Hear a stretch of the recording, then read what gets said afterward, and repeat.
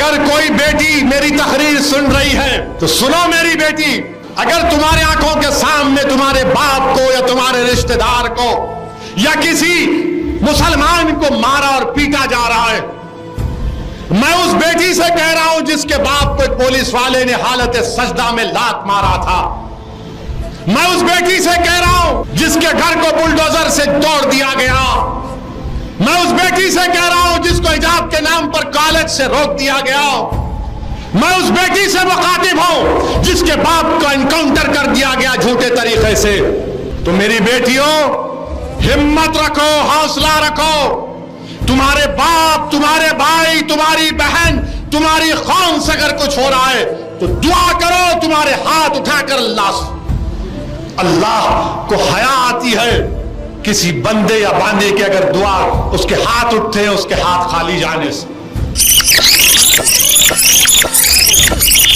میرے عزیز دوستوں اور بزرگوں، اپنے حوصلوں کو بلند رکھو، کیونکہ آج 4 رمضان ہے۔ 3 رمضان کو شہزادی جنت حضرت فاطمہ کا وصال ہوا۔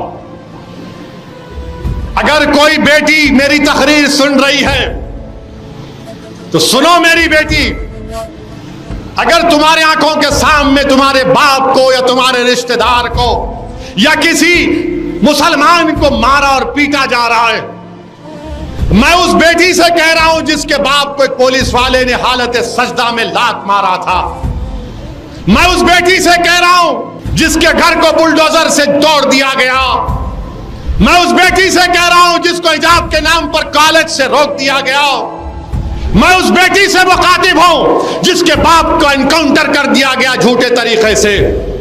سنو میری بیٹیوں، حضرت فاطمہ شہزادی جنت، جب ان سے پوچھا گیا کہ حضرت فاطمہ سے پوچھا گیا، شہزادی جنت سے پوچھا گیا کہ آپ اپنے گھر سے پہلی مرتبہ کب نکلے تھے، تو حضرت فاطمہ نے کہا میری ماں حضرت خدیجہ کا وصال ہو گیا تھا اور میں نے سنا کہ میرے بابا جان محمد مصطفیٰ صلی اللہ علیہ وسلم پر ابو جہل نے اللہ کے رسول صلی اللہ علیہ وسلم سجدے میں ہے، اونٹ کی اجڑی ڈال دی، حضرت فاطمہ حجاب کر کے نکلتی ہیں۔ لکھنے والے نے لکھا کہ حضرت فاطمہ اپنے والد کو رسول اللہ صلی اللہ علیہ وسلم کو اپنے ننھے ہاتھوں سے اٹھاتی ہیں کہ چلو ابا۔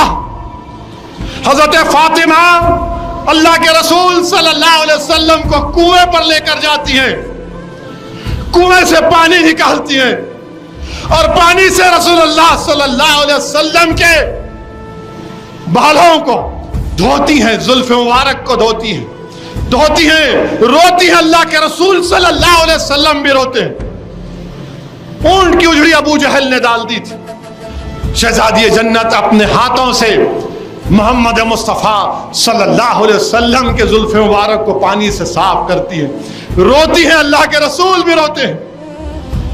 اور حضرت فاطمہ ہاتھیں اٹھا کر دعا کرتے ہیں، یا اللہ جس نے میرے باپ بابا سے ایسا کیا ان کو برباد کر دے۔ اللہ کے رسول صلی اللہ علیہ وسلم آمین بولتے۔ اب آپ دیکھو، طائف کے بازار میں رسول اللہ صلی اللہ علیہ وسلم پر پتھر برسائے گئے، فرشتے نے آ کر کہا بولو محمد صلی اللہ علیہ وسلم اللہ پوچھ رہا ہے، اجازت دو، ان کو 2 پہاڑوں میں وہ کر دیں گے، مس کر دیں گے۔ اللہ کے رسول صلی اللہ علیہ وسلم بولتے نہیں۔ احد کے میدان میں دندان مبارک شہید ہوا، فرشتے آ کر بولتے اللہ کہہ رہا پوچھ رہا ہے، اجازت دو، ان کو زمین میں دھسا دیا جائے گا۔ رسول اللہ صلی اللہ علیہ وسلم نے کہا نہیں، ان کی نسل مسلمان ہو جائے گی۔ مگر جب حضرت فاطمہ نے دعا کی کہ اللہ جس نے یہ کیا ان کو برباد کر دے۔ عبداللہ ابن مسعود کہہ رہے ہیں رضی اللہ تعالیٰ عنہ کہ بدر کے میدان کے بعد حضرت عبداللہ ابن مسعود دیکھ رہے تھے ان کفاروں کو، ان کی لاشوں کو دیکھ رہے تھے۔ کسی نے پوچھا عبداللہ ابن مسعود کیا دیکھ رہے ہو؟ تو کہا حضرت فاطمہ کی دعا دیکھ رہا ہوں۔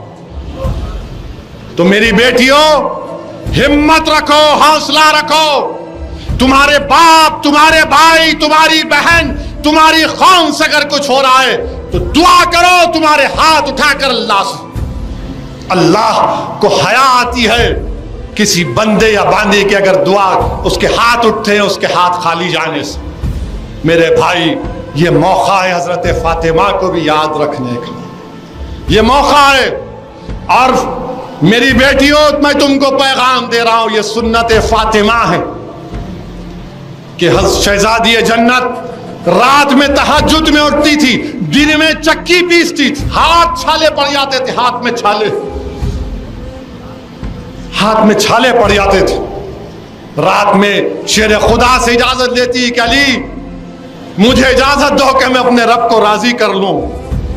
بی بی فاطمہ سجدے میں دعا کرتی ہیں، اللہ سے دعا کرتی ہے، اللہ رسول اللہ صلی اللہ علیہ وسلم کی امت پر رحم فرما دے، امت پر رحم فرما دے، آقا کی امت پر رحم فرما دے، آقا کی امت پر رحم فرما دے۔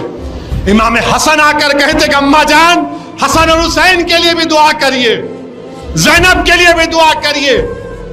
بولتے نہیں، پہلے میری رسول اللہ صلی اللہ علیہ وسلم کی امت کا حق ہے۔